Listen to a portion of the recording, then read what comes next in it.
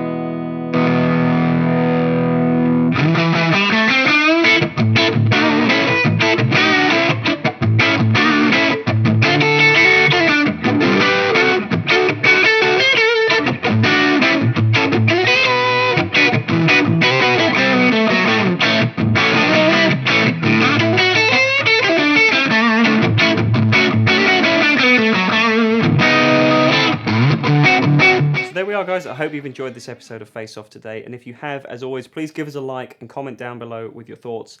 Let us know which of these two guitars was your personal favourite, and also tell us which other models of guitars you'd like to see stacked up in Face Off in the future. If you want to find out any more info about these two particular guitars, you can do so by clicking the link down in the description box below and going to peachguitars.com, and there you'll be able to see full inventory of Gibson and Knaggs guitars that we have in stock. You'll also be able to see full high-resolution images of each of these two guitars, get current pricing information, and also hear them in a little bit more detail via the listing videos that we've shot for each guitar.